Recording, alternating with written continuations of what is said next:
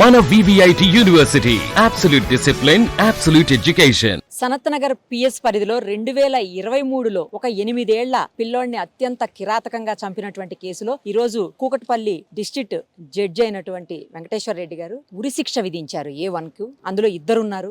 A2 గా auto driver ఉన్నాడు. అతనికి లైఫ్ ఇంప్రిజన్మెంట్ పడింది. ఈ కేసును ప్రత్యేకంగా పిపి రామకృష్ణ గారు దగ్గరుండి మరి అన్ని ఎవిడెన్స్ల్ని పోలీసులతోటి కలెక్ట్ చేపించి ఎక్కడ ఏది మిస్ అవ్వకుండా అన్ని కోర్టుకి సబ్మిట్ చేసి, ఎందుకంటే అక్కడ ఎక్కడా కూడా ఎవిడెన్స్ లేకుండా జరిగినటువంటిది, కేవలం టెక్నికల్ ఎవిడెన్స్ తోటే, అంటే సీసీ ఫుటేజ్లు ఇలాంటి వాటితో మాత్రమే ఈ కేసుని ఛేదించగలిగారు పోలీసులు కూడా. సో ఈ రోజు ఎవరైతే చంపారో వాళ్ళకి కఠినమైన శిక్షలు వేసి కోర్టు మరోసారి న్యాయం బ్రతికే ఉంది అని నిరూపించింది అని చెప్పి ఆ బాబు తల్లిదండ్రులు మాట్లాడుతున్నటువంటి పరిస్థితి. మరిన్ని వివరాలు మనం పిపి గారిని అలాగే వాళ్ళ ఫాదర్ ని అడిగి తెలుసుకుందాం రండి. సార్, అసలు ఏం జరిగింది ఆ కేసులో? ఇప్పుడు కన్విక్షన్ వచ్చిందని చెప్పేసి విన్నాము, మొత్తం డీటెయిల్స్ చెప్పండి.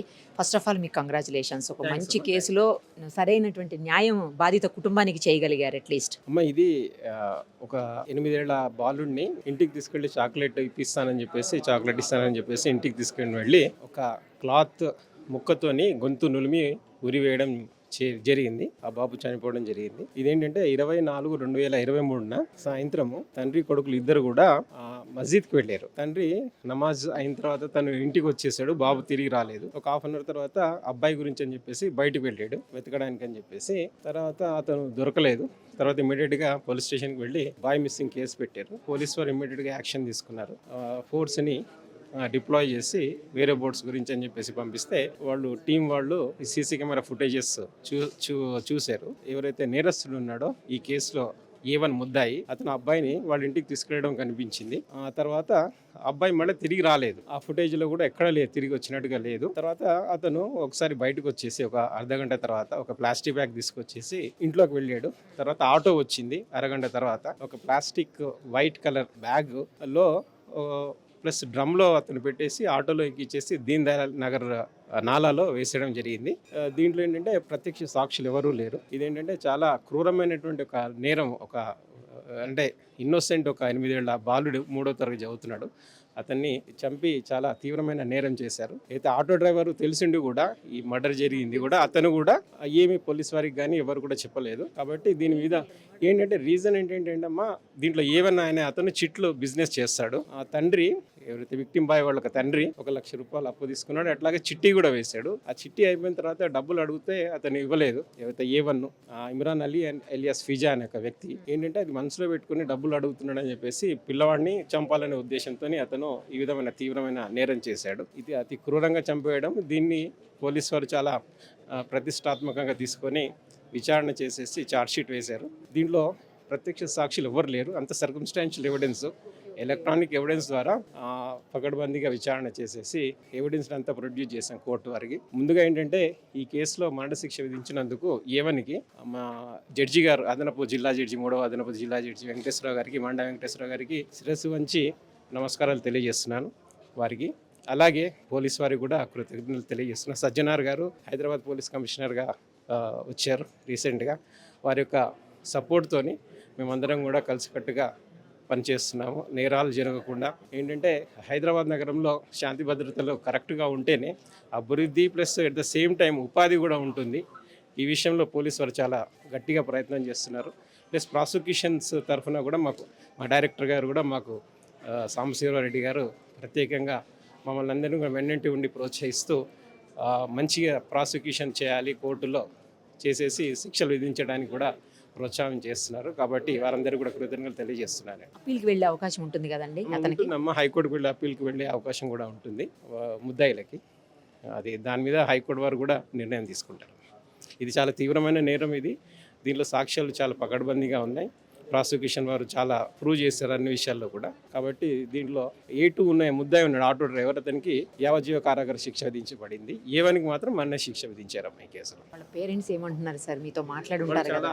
అంటే ముద్దాయి చంపడం ఒక 8 ఏళ్ల బాలుడిని వాళ్ళు చాలా ఇదే అయ్యారమ్మా వాళ్ళు. దాంట్లో వాళ్ళు ఇప్పుడు సంతోషంగా ఉన్నారు. న్యాయం జరిగింది, ఆత్మకి శాంతి కలిగింది అబ్బాయికి అని చెప్పేసి వాళ్ళు సంతోషంగా ఉన్నారమ్మా. కానీ చాలా త్వరగా వచ్చింది సార్. నార్మల్గా ఇయర్స్ టుగెదర్ పడుతుంది కోర్ట్స్లో కేసెస్ అంటే, బట్ చాలా త్వరగా తీసుకొచ్చారు ఇందులో. ఏంటంటే అమ్మా, ఇది చాలా తీవ్రమైన నేరం కాబట్టి ఇది అతనికి బెయిల్ రాకుండా కూడా చాలా గట్టిగా ప్రయత్నం చేసామమ్మా. ఈ తీవ్రమైన నేరాల్లో బెయిల్ రాకుండా ప్రాసిక్యూటర్స్ ప్లస్ ఇంకోటి పోలీస్ వారు ప్లస్ జ్యుడిషియరీ కూడా వాళ్ళు ప్రత్యేకంగా దృష్టి పెట్టేసి వీటి మీద వాళ్ళు బెయిల్స్ రాకుండా కూడా వాళ్ళు చూస్తున్నారు. థ్యాంక్స్. మొత్తానికి మీ అబ్బాయికి న్యాయం జరిగింది అనుకోవచ్చా? అబ్బాయి ఆత్మ ఇప్పటికన్నా శాంతిస్తుందేమో. అవును మేడం, ఇప్పుడే న్యాయం జరిగింది నా అబ్బాయికి. ఇది జరిగిన ఘటన 2023 మే నెల, ఏప్రిల్ నెల. అనవసరంగా నా కొడుకుకి ఇంటికి తీసుకుపోయి దారుణంగా చంపేసినాడు ఇమ్రాన్ అలీ ఖాన్ వ్యక్తి అని. మా ఇంటి నుంచి 4వ ఇంటి వదిలిపెట్టి ఆయన ఇల్లు. అప్పుడే రంజాన్ నెల లాస్ట్ డే స్కూల్ నా కొడుకుది. 4 o'clockకే నేనే స్కూల్ నుంచి తీసుకువచ్చిన. 8 years నా అబ్బాయి ఏజ్ అప్పుడే. అనవసరంగా ఇంటికి తీసుకుపోయి చంపేసినాడు. చంపేసి దీన్ దయాల్ నాలాలా తీసుకుపోయి పడేసినాడు రాత్రి. తర్వాత పోలీస్ కంప్లైంట్ ఇచ్చినాం. వాళ్ళు వచ్చి సీసీ కెమెరా ద్వారా చూసి మళ్ళా వాడికి అరెస్ట్ చేసి తీసుకుపోయి వాడి స్టేట్మెంట్ ఇచ్చినాడు, నేను ఇట్లా తీసుకుపోయి చంపేసినాడని. చాలా ఘోరంగా చంపేసినాడు. ఇప్పుడే శాంతి అయింది, కొంచెం న్యాయం జరిగింది నా కొడుకుకి. అనుకున్నాం. ఆ టైంలో ఉన్న సిపి సార్, మళ్ళా ACP sir, CA sir Sanath Nagar, వాళ్ళందరూ నాకు నమ్మకం ఇచ్చినారు. నీ కొడుకుకి న్యాయం జరుగుతుంది, మేమున్నాం, ఇంకా నువ్వేం కంగారు పడకు, జ్యుడిషియల్ మీద నమ్మకం పెట్టు అని వాళ్ళు చాలా గైడ్ చేసినారు. వాళ్ళు అందరు జ్యుడిషియల్ కూడా చాలా గైడింగ్ చేసినారు. నీ కొడుకుకి న్యాయం జరుగుతాయని. ఈరోజు జరిగింది ఆ న్యాయం. శాంతి ఉన్నాం మేడం కొంచెం. ఇది ఈరోజు అయిన జడ్జిమెంట్ ప్రకారము, భారత రాజ్యాంగం ప్రకారము ఈరోజు అయిన అన్యాయానికి, ఈరోజు జరిగిన న్యాయానికి చాలా హృదయంలో ధన్యవాదాలు ఉన్నాయి. ఎందుకంటే ఇంకా న్యాయం ఉంది, న్యాయ పోరాటం నడుస్తుంది. మాకు కోర్టు మీద నమ్మకం ఉండే, ఆ నమ్మకం ప్రకారం ఈరోజు అక్యూజ్కి ఉరిశిక్ష అన్నట్టు మాకు చాలా సంతోషంగా ఉంది. చనిపోయిన అబ్బాయికి వాళ్ళ శాంతి కలగనట్టు మాకు దృష్టి.